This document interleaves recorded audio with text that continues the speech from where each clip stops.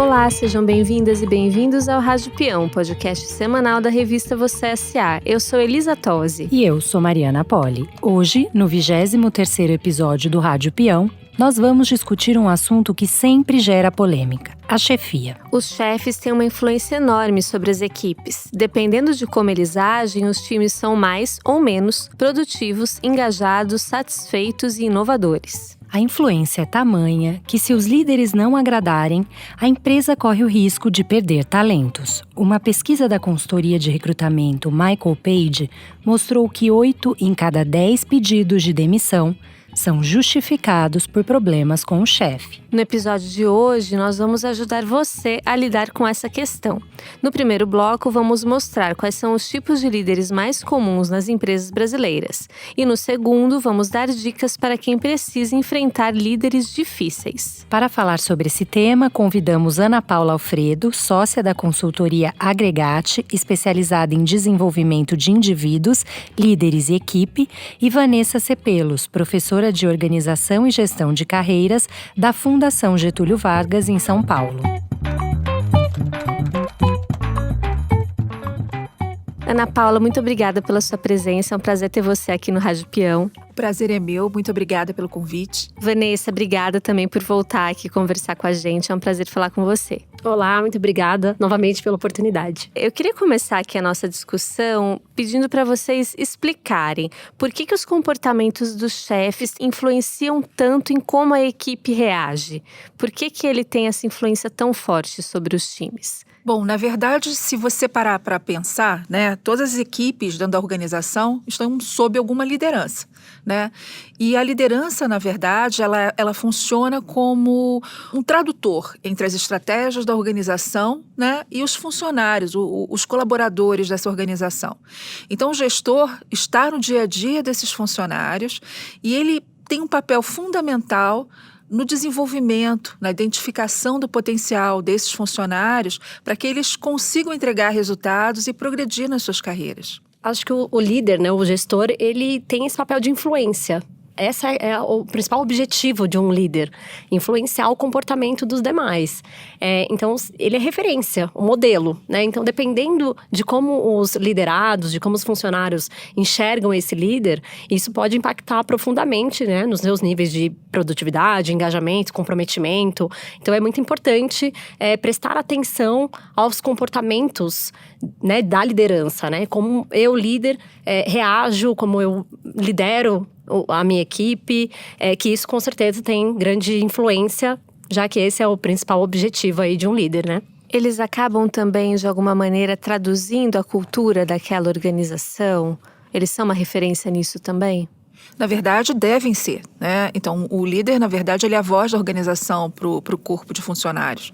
Ele tem esse papel de traduzir nas atividades do dia a dia dele toda a estratégia, a visão, os valores e tudo mais que a organização tem para fazer. Essa dissonância seria muito negativa, na verdade. Concordo plenamente, assim, nesse papel do líder, né? De traduzir os valores, a missão, quais são as práticas, as principais estratégias.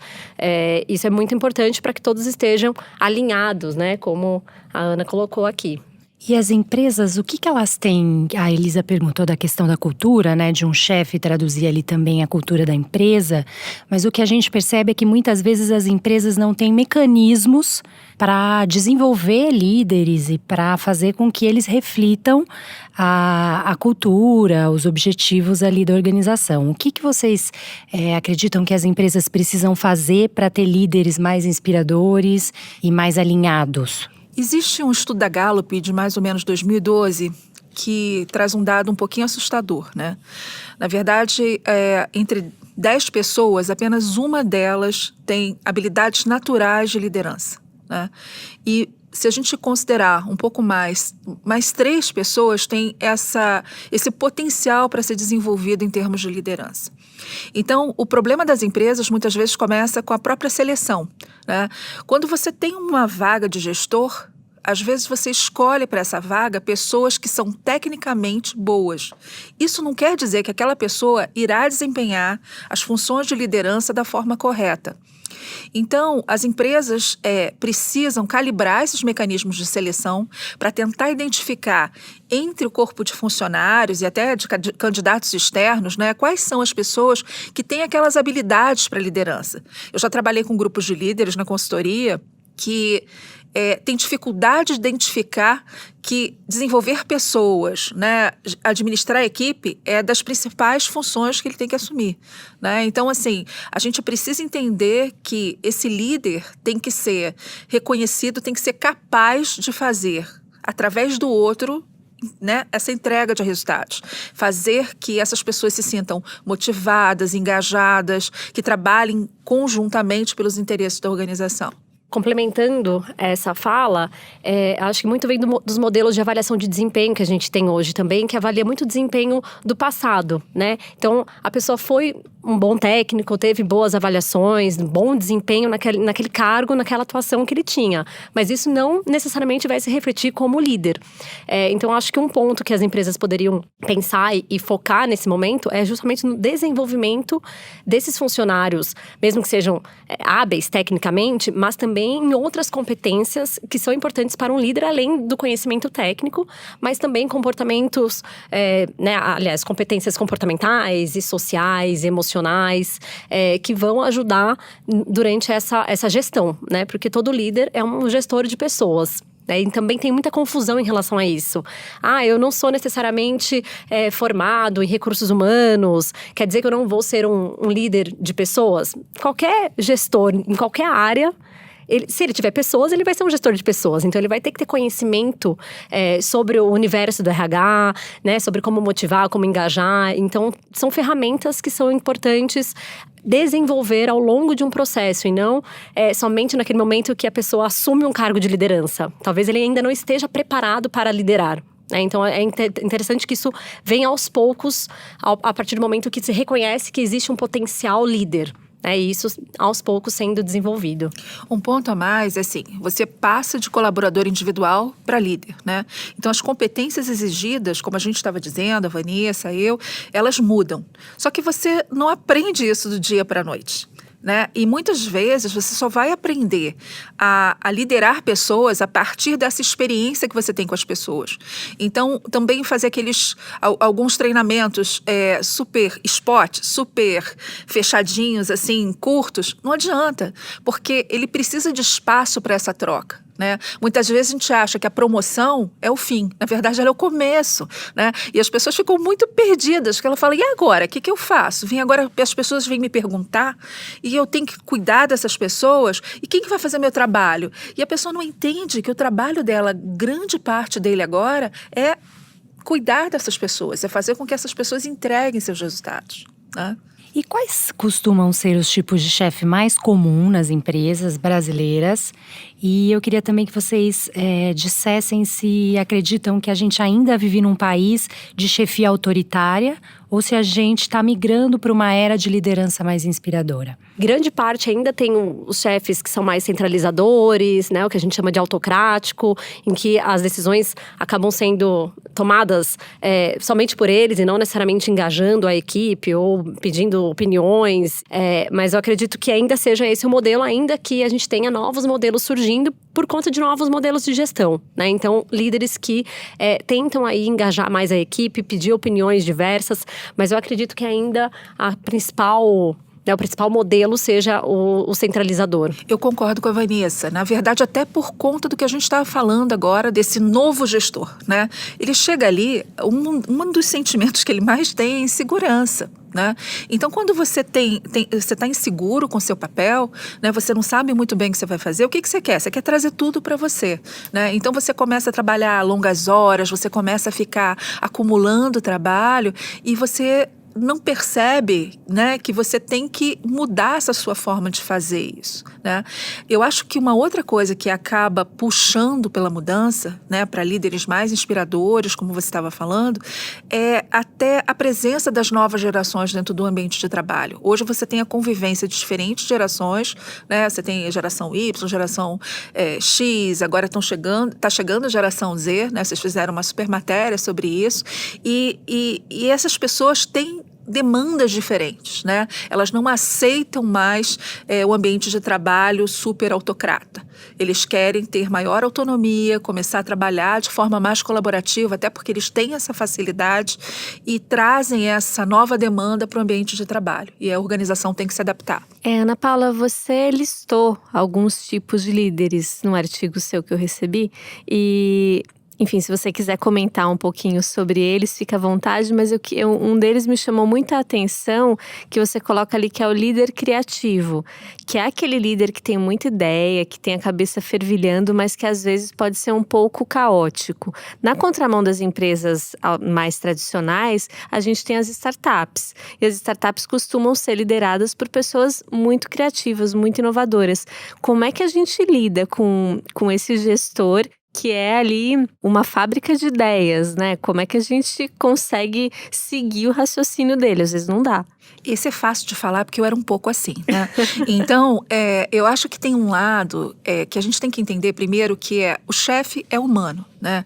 Ele está ali naquele papel de gestor e, ao contrário do que todo mundo imagina, ele não é perfeito, né? Ele não tem como ser uma pessoa sem defeitos, sem pontos para desenvolver. Ele, como todos nós, ele tem características e pontos que podem melhorar, né? O chefe cheio de ideias, ele é uma pessoa que, por natureza, ele é inspirador. Normalmente a gente boa, como a gente chama no Rio, ele é um cara legal, ele é uma pessoa de fácil acesso, mas no dia a dia, como é que você lida com uma pessoa que toda hora vem com uma ideia nova, né? Ele vai para uma reunião, já todo mundo fica apavorado, esperando e falando, meu Deus, já vem projeto novo, coisa nova.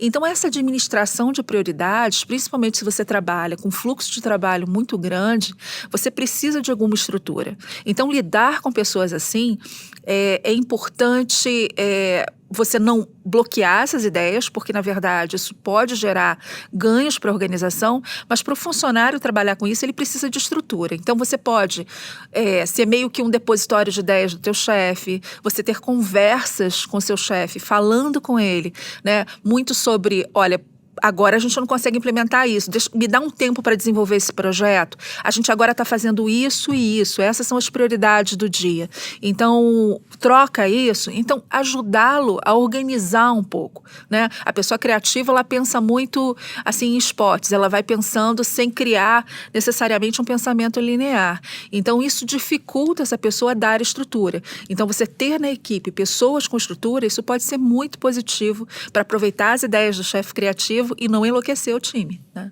Acho que um dos pontos interessantes é justamente, independente do estilo do chefe, mas que ele seja aberto ao diálogo. Porque se ele é aberto ao diálogo, ele pode receber esse feedback, né? No sentido de que, olha, eu preciso de um direcionamento melhor, eu preciso de um prazo maior. E que isso não gere medo nos funcionários, porque muitas vezes eles, né, os colaboradores têm medo de se abrir ou mostrar as dificuldades que eles estão enfrentando, até com o estilo de gestão que está sendo colocado ali. Então, acho que um dos grandes pontos é justamente esse líder, ele ter essa, como vou dizer, uma bondade, assim, ser humilde no sentido de que ele saber que não é perfeito, de que ele pode errar, de que talvez aquele estilo de gestão não seja o melhor naquele momento, ou naquela fase da empresa, por exemplo, e que ele seja aberto ao diálogo. Que assim ele pode também ter trocas de ideias e não assustar, né, os colaboradores e distanciá-los ainda mais, que isso só gera prejuízos para a organização de uma forma geral. Você falou em adaptar o estilo de gestão. Um líder precisa fazer isso? É uma competência? Porque acho que é o que a Ana Paula falou. Nós temos algumas tendências de comportamento, mas às vezes aquele nosso comportamento não vai ser mais efetivo naquela equipe, naquele momento da empresa. Como é que um líder faz essa leitura de cenário e se adapta também ao que é melhor para aquele momento? Eu acho que hoje é uma competência bem importante, né? Porque tudo é muito dinâmico, muito complexo. Então, eventualmente, você tá numa liderança que tá tranquila, que é um momento tranquilo da organização, sem uma crise, de repente passa por uma crise ou algo que é um pouco mais conturbado, e você tem que mudar, adaptar o seu modo de gestão. Existe um tipo de líder, que é o líder situacional, que dependendo da situação, ele vai agir de formas diferentes, né? Então, acho que isso é interessante, independente aí até do cargo que você ocupa, mas se adaptar às mudanças, se adaptar às situações, eu acho que é uma competência bem importante nos dias de hoje. E aí eu não vejo diferença em relação ao líder. Acho que ele precisa ter essa dinamicidade na forma de agir com os colaboradores. É perfeito esse ponto que a Vanessa trouxe. Eu acho que tem um outro lado que é fundamental, o líder, ele administra recursos, né? E os recursos humanos que ele tem na equipe dele precisam ser administrados. Você tem pessoas com grande diversidade. Então, você entender bem esse discurso, entender quem são essas pessoas, quais os talentos essas pessoas têm, qual o potencial cada um tem para contribuir com isso, né? É exatamente aquilo que vai fazer a diferença para trazer melhores resultados. O que traz uma equipe de alta performance, né? Existia uma ideia no passado do líder como um gestor de espelhos, né? Eu vou criar alguém à minha imagem e semelhança para ser igualzinho a mim. Hoje a liderança, na verdade, ela demanda essa diversidade. Quanto mais diverso, melhor para lidar com o mundo complexo, né? Porque você consegue ter habilidades diferentes. Um ser humano sozinho não consegue ter todos os talentos, mas uma equipe consegue ter a grande maioria deles, né? Então isso é uma vantagem competitiva.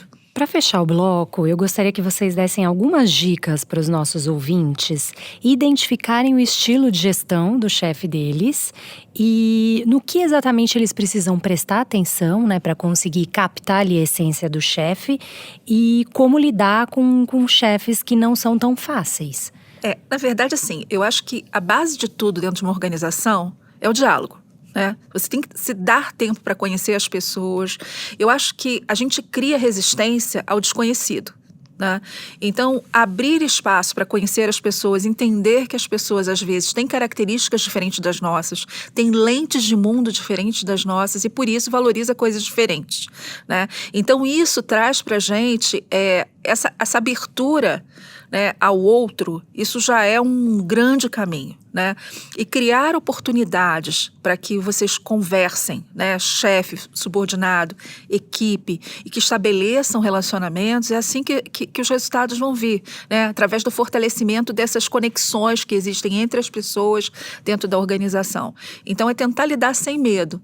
E com chefes difíceis, você tem que ver, né? Tem limites, né? Tem um limite do seu respeito próprio também, né? Então, você tem que determinar esses limites, até onde você vai, né? E você pode ter momentos na sua vida que você vai ter, sim, que recorrer a outras instâncias. A própria área de recursos humanos dentro da organização pode ser uma saída para isso, ou o superior do seu chefe, se existem limites de agressividade muito grandes.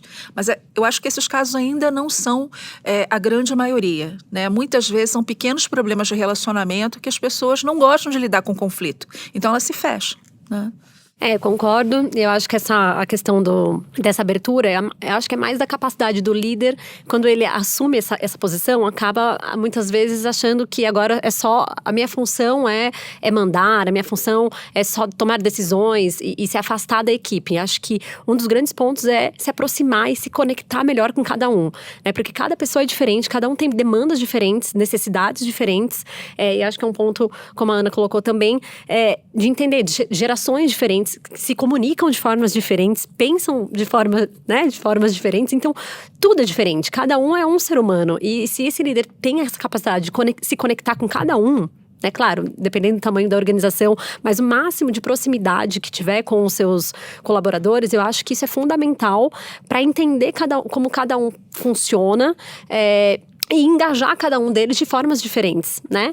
Então é um pouquinho aí redundante, mas no sentido de prestar atenção na conexão. Acho que essa é a grande questão, né? Estar aberto ao diálogo, mas também ouvir os colaboradores, quais são as principais demandas desses colaboradores, para que eles possam efetivamente colocar em prática suas ideias. Eu vejo até muito em relação aos jovens, né?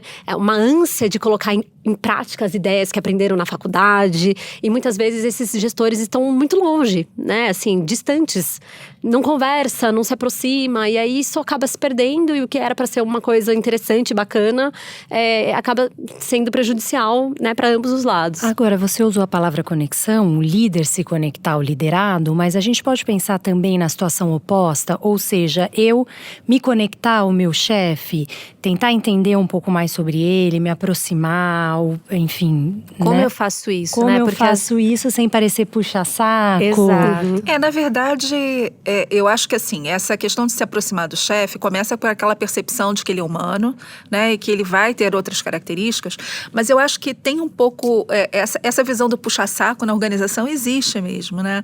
A gente trabalha como se fosse realmente uma relação com o chefe de ele manda e eu obedeço, né? E na verdade isso não é assim, né? Vocês estão ali juntos para construir um resultado, para construir o projeto, né, da organização, fazer a coisa acontecer. Então, o liderado, ele tem que dar feedback para o gestor também. Ele tem que criar essa forma de mostrar, porque muitas vezes as pessoas fazem as coisas e elas não percebem que estão fazendo. Isso é muito comum. Às vezes você fala assim, você está sempre mal-humorado. Às vezes a pessoa é mais séria ou ela acontece outras coisas e ela não se preocupa com como ela fala. Você tem pessoas que cresceram com outro modelo de gestão e hoje lidam com jovens ou com pessoas com graus de sensibilidade e até de etiqueta organizacional diferente. Então, você precisa entender o contexto da coisa e por isso que eu falo muito da importância do diálogo, porque se você não tentar conhecer o lado da outra pessoa, se você não der o feedback em funcionar como o líder se refletir ali em algum lugar e poder pensar sobre ele, também isso gera maior dificuldade para o desenvolvimento do próprio gestor. Eu acho que essa aproximação é possível, acho que vale experimentar, né, e ver como que aquela aproximação foi entendida e compreendida pelo líder, né? Muitas vezes o estilo não é aquele mesmo, e aí a pessoa precisa se afastar e entender como lidar melhor com essa situação, mas eu acho que vale a tentativa dessa aproximação, né? Sem ser puxa-saco, no sentido de realmente querer me conectar para entender como que é a sua liderança e de como eu posso trabalhar melhor a partir do que você imagina que eu vá fazer, né? Eu como uma liderada, por exemplo. Eu acho que tem uma postura nas organizações ainda de gostar das pessoas carneirinho, né? As pessoas que só balançam a cabeça e concordam com tudo e tal. E eu acho que você, na verdade, quando alguém reage a alguma posição sua, quando alguém discorda de você, esse é um comportamento que o líder tem que valorizar, né? Porque isso significa que a pessoa está querendo, muitas vezes, colaborar para conseguir melhorar aquela tarefa ou mudar um processo ou trazer algo novo. Mas se você não dá abertura para isso, também para outras coisas, esse caminho fica mais fechado, né? Então, eu acho que a gente pensa em organização, em time, e tem um lado da liderança que eu acho que é o fundamental, que é a consistência, né? Você não cria uma liderança, não cria confiança dentro do ambiente de trabalho por ações específicas. Isso é construído no dia a dia, isso é construído através das pequenas coisas, dos pequenos gestos que acontecem dentro da organização e de como eles fazem sentido com relação a tudo aquilo que é dito, né, e falado e transmitido.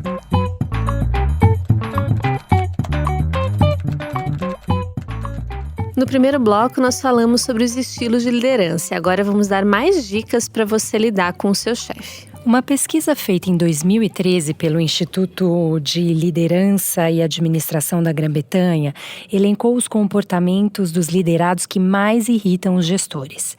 Entre eles estão fofoca, atraso, discutir abertamente assuntos confidenciais da empresa. Com base nesses dados, eu pergunto, os subordinados também têm sua parcela de culpa no mau comportamento de um chefe? Ou de responsabilidade. Ou de responsabilidade, para amenizar um pouco o termo?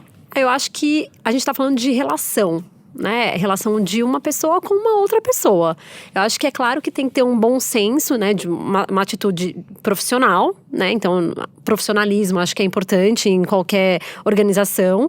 Então, acho que tem que ter uma reflexão do próprio colaborador, né? Primeiro, antes até de culpar ou de responsabilizar o chefe, mas eu acredito no poder da relação, né? O quanto que aquela relação está desgastada ou o quanto que eu tenho uma parcela de culpa. Acho que é importante essa reflexão.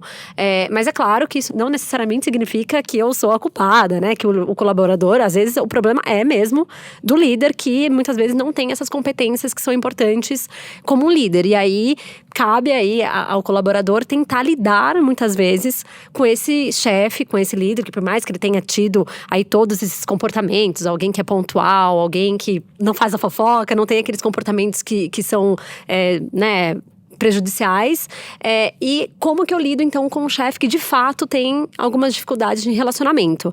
Mas eu acredito que antes disso é interessante a gente refletir sobre os nossos próprios comportamentos dentro da organização, mas mais no sentido do profissionalismo mesmo, né, da cultura da empresa, tentar entender se aqui esse tipo de comportamento é permitido, não é permitido, faz parte da cultura, isso pega bem, isso não pega bem, até que ponto que eu posso fazer algum tipo de comportamento que na empresa anterior, por exemplo, que eu trabalhava, era tranquilo e aqui pode não ser, né? Então, acho que tem que ter um pouco de reflexão, de sensibilidade também por parte do colaborador. Não sei se a Ana concorda comigo. Concordo. E essas regras que você falou, né, tem que ser discutidas e ditas, né? Às vezes, tem gestores que odeiam atraso, né? E você tem que lidar com isso de uma forma respeitosa, né? Então, assim, a partir do momento que você tenta entender o contexto disso, né? Quando você pensa no atraso, por si só, né? Você tem um atraso de 10 minutos, um dia no trânsito e tal, isso é uma coisa que acontece com todo mundo, né? Normalmente esses casos por exemplo, do atraso, que foi um dos exemplos que você trouxe da pesquisa, não são por um dia. São por uma recorrência de atrasos, que às vezes atrasa uma reunião de equipe, que às vezes atrasa um projeto do chefe, que às vezes atrasa, é chato, chega alguém ali embaixo, não tem ninguém para atender. Então, a gente tem que tentar entender também qual é o impacto das nossas ações, né? Eu acho que o impacto é o mais importante. E o que a Vanessa falou sobre cultura, né? Entender quais são as regras daquele espaço. Porque tem um comportamento que eu já escutei acontecer muito com meus clientes, que é assim, as pessoas querem acumular o bom das empresas e descartar o ruim de todas elas. Então, se na empresa passada ela podia chegar com 15 minutos de atraso sem ninguém encher o saco dela, nessa empresa ela quer isso também. Apesar de da outra empresa ela ter saído porque ela não gostava de uma série de coisas. Então, mas não existe isso. Não existe esse desenho ideal da empresa que você faz tudo o que você quer, né? Uma relação de trabalho é um contrato. As pessoas têm que entender isso. A gente está criando um contrato com uma empresa para executar determinado serviço. E isso pressupõe, né, algumas regras de negócio. Então, atraso pode ser uma delas, né? Postura, até a questão da vestimenta pode ser uma questão no ambiente de trabalho, principalmente se você lida diretamente com o público e você representa a empresa. Então, tem que entender tudo isso e tanto o colaborador como o gestor tem que se aproximar, né, para poder conversar sobre esses assuntos. Ana Paula, no intervalo você estava comentando que uma das questões que mais chamam a atenção do seu público, porque a Ana Paula também tem um canal do YouTube, é o fato das pessoas acharem que o chefe não gosta delas. Por que a gente tem essa percepção? Por que a gente acha que o chefe nos odeia, que tudo que a gente faz é errado, que nunca vai dar certo? Olha, eu não sei se eu tenho todo o conhecimento para responder essa pergunta. Eu vou te dizer um pouco qual é a minha opinião nisso, né? A gente nunca acha que a gente está errado, né? A gente julga os outros pelos fatos e a gente pelas intenções, né? Então, eu acho que acontece muito por aí. Ah, não, eu tenho ótimas intenções, eu fiz besteira, mas eu sou uma ótima pessoa, né? E assim, como é que a pessoa vai te ver pelas suas intenções, né? A menos que você fale, declare algumas coisas. Então, a gente acha sempre que quando o chefe faz qualquer coisa é porque ele gosta mais de fulano e não de você. Então, se você realmente tem essa percepção, é hora de parar para refletir, né? Tanto como a Vanessa falou anteriormente, o que no meu comportamento pode estar desagradando o chefe? Né? E você tem que perceber se isso é verdade, né? Às vezes existe uma distinção bacana de você fazer o que é fato e o que é interpretação, né?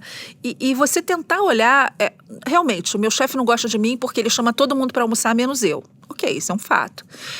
O meu chefe não gosta de mim porque um dia ele olhou com a sobrancelha levantada. Gente, isso não é fato, né? Isso é uma percepção e às vezes a sobrancelha dele naquele dia estava levantada por algum motivo. As pessoas começam a criar, né, histórias dentro de um imaginário para justificar, às vezes, uma baixa performance. Né? Às vezes para justificar por que determinada pessoa tem mais privilégios. Né? E muitas vezes isso não é porque, né, o chefe não gosta de você. É porque, de repente, você ainda não mostrou seu valor para pegar determinados projetos, para agir de determinadas formas. Né? Então, vale aquela reflexão, né? Olhar para si, olhar o que eu posso estar fazendo. E se você chegar num ponto que você acha que realmente seu chefe não gosta de você por algum motivo, é óbvio que você não vai confrontá-lo com isso. Você não gosta de mim, né? Não vai fazer isso. Mas, na verdade, você vai chegar para ele e tentar ter feedbacks mais objetivos sobre o que você pode fazer para melhorar, né? Qual é a percepção que ele tem do seu comportamento, da sua performance, e a partir daí ir se desenvolvendo e tentando aparar essas arestas. Acho que grande parte é realmente aí da interpretação dos colaboradores, né? E muitas vezes eu acho que o chefe, ele tenta ter uma posição neutra, né, com todos, assim, até para realmente não parecer que tá ajudando um ou que tá beneficiando alguma pessoa especificamente.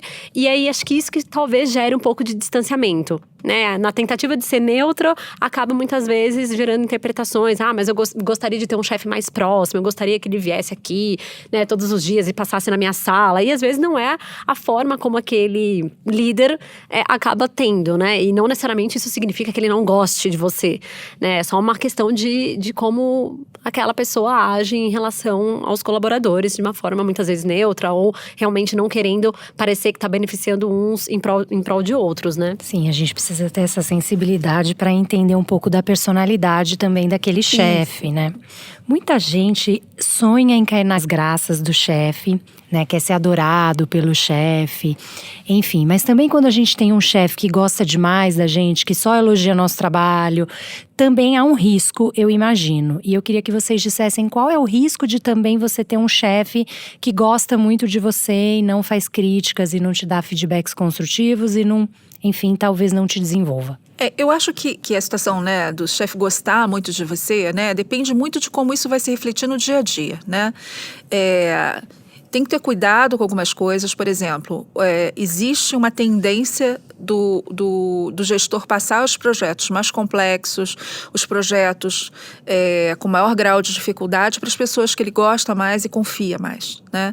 Então, essa pessoa acaba sendo muito utilizada, né? Muito sobrecarregada diante do resto da equipe.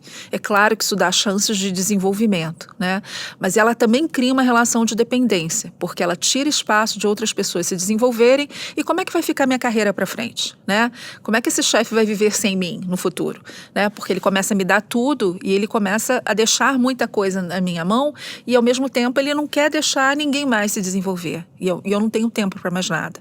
Um outro ponto que é delicado é como isso é refletido na própria equipe. Né? Se esse amor do chefe pelo funcionário é claro, as pessoas vão perceber diferenças, né? Então vão perceber que as oportunidades não são distribuídas igualmente, né? Que você tem um espaço ali com maior nível de regalia e tudo mais.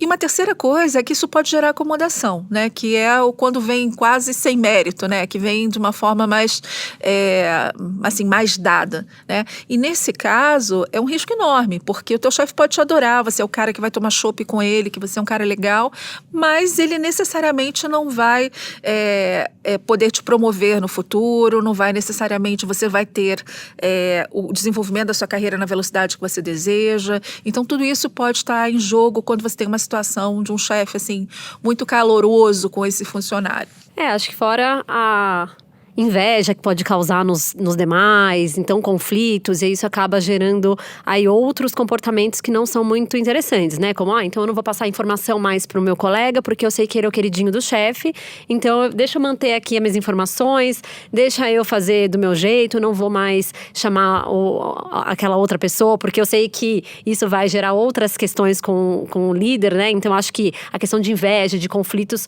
isso também pode vir à tona quando você tem ali alguém que que é mais próximo do chefe. E eu acho que camuflar algumas falhas, algumas incoerências, alguns erros que esse colaborador pode estar, assim, cometendo, mas nessa ânsia de só elogiar e só valorizar, acaba deixando isso de lado, que pode virar uma bola de neve no futuro, né? Pode ser que esse colaborador não seja assim tão bom, ou que tenha, né, esteja desempenhando tão bem. E a longo prazo isso pode gerar aí alguns pontos negativos. Então acho que só complementando um pouco o que a Ana Paula comentou também, né, dessas questões da equipe e de quanto que pode fazer com que não se desenvolva tanto. E acho que outro ponto é, se essa pessoa sai da organização, ela vai levar com ela todo o conhecimento que só ela conseguiu desenvolver, né? Porque outros não tiveram essa possibilidade. Isso é um perigo também, né? Sair da empresa e perder aí toda esse conhecimento ou habilidades que foram desenvolvidas e que outros não têm para complementar.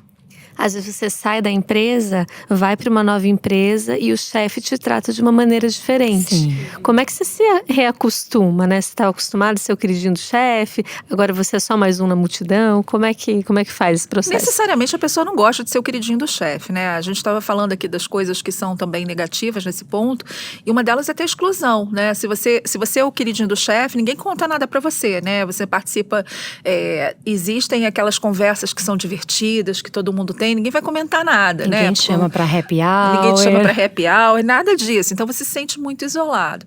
Então é uma postura, exige de você também um comportamento de você querer se aproximar das pessoas e mostrar que a tua postura, essa é uma relação que vem dele, que ele te valoriza, mas que você valoriza a equipe, que você entende a importância das pessoas. E no novo ambiente de trabalho, você pode até estranhar um pouco, né? Porque é tudo em relação de confiança. Qualquer emprego novo que você vai levar um tempo, né? Tem a curva de aprendizagem, tem a questão toda de você construir relacionamento com as pessoas. E um chefe novo não vai confiar em você de olhos fechados. Ele vai começar a te dar tarefas menos importantes, depois ele vai te dando mais trabalho, vai vendo sua performance, vai aumentando. É assim que funciona, né? Então, toda vez que você entra num emprego novo, é assim desconfortável. Como tudo que é novo na vida é desconfortável, né? Mas é positivo, né? Então, você pode aprender muito desse processo. Acho que para quem foi o queridinho e aí não é mais, também gera essa frustração e talvez desmotive, né? Porque se ele estava acostumado, muitas vezes, com um tipo de comportamento que o novo chefe não vai ter, muitas vezes por conta disso mesmo, de não ter confiança e não conhecer o trabalho daquela pessoa, ele pode ficar frustrado se ele fosse aquele do tipo que gostasse de ser o queridinho. Isso pode gerar muita frustração e desmotivação, né? Então não é um comportamento também que é bom de proliferar, assim, né? De incentivar muito, porque eu acho que pode ser ruim para as duas partes. E tem um outro ponto também de ter um chefe que gosta demais de você e te elogia e te dá todos os trabalhos, é que de repente você pode ficar com uma falsa impressão de si mesmo. Sim, e chegar numa outra empresa e falar, meu Deus, será que eu sou uma fraude? Porque você ficou muito tempo sem ter as suas fraquezas, as suas fragilidades apontadas, né? Isso pode acontecer também?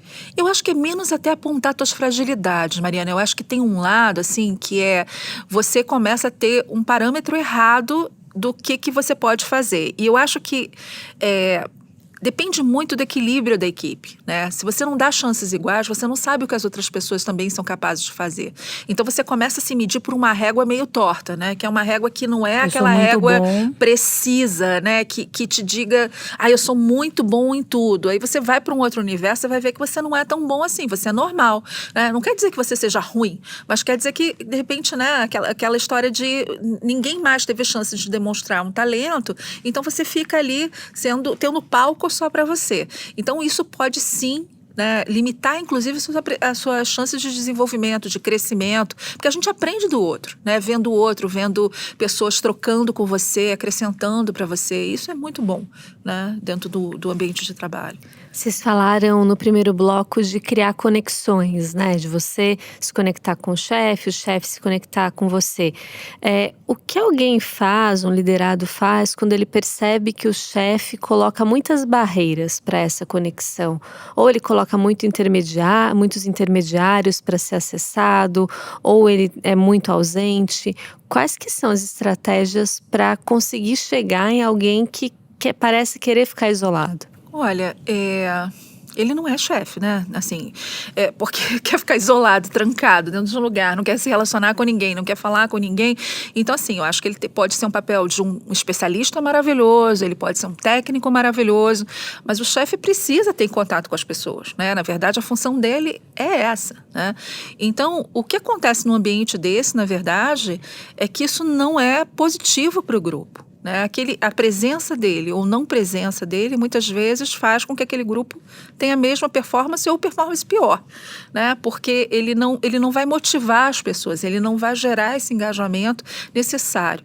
Então, quando a pessoa não se sente próxima do chefe, né? Lembrando que o chefe é a conexão entre organização e equipe, você perde esse link, né? Você perde esse contato e fica mais fácil você ir embora. Né? A gente está falando de pesquisas de que a responsabilização pela saída dos funcionários, você mencionou um estudo da Michael Page, de 80% sendo causadas e atribuídas ao chefe, é isso mesmo, né? Ele é a pessoa com quem você passa o dia a dia, ele que olha a sua performance, é ele que vai defender você por uma promoção, é ele que te dá as oportunidades. Então, é muito complicado quando essa pessoa quer se isolar, né? Então, você pode até tentar fazer algumas coisas, você é uma pessoa muito proativa, mas tem um limite, né? Então, essa pessoa gera, na verdade, desconexão, né, com a organização. Eu concordo, por isso que eu acredito que esse líder precisa estar aberto, né? Então, mesmo, e talvez captar aí essas percepções dos colaboradores, seja por meio né, da avaliação de desempenho, e aí você também muitas vezes precisa avaliar o seu chefe, e é uma oportunidade de comentar ou de colocar uma insatisfação de talvez uma necessidade de maior proximidade, ou até em pesquisas de clima organizacional, e isso ficar um pouco mais claro, mais transparente,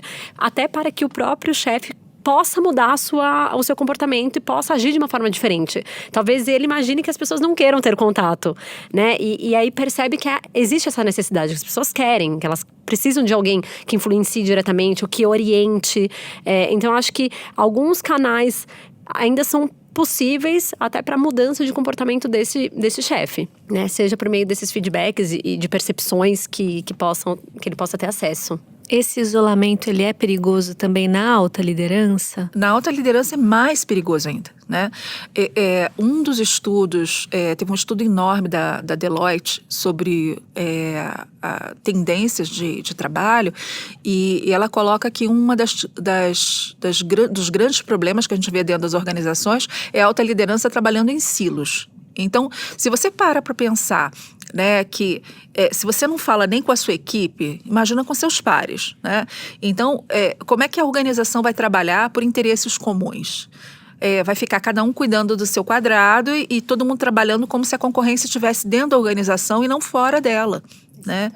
Então, isso é um problema muito sério. Esse isolamento não é positivo, né? Então, não é ideal e não é saudável para a organização que isso aconteça, porque você precisa ter outros saberes, né? Não existe nenhuma área que trabalhe sozinha dentro de uma organização.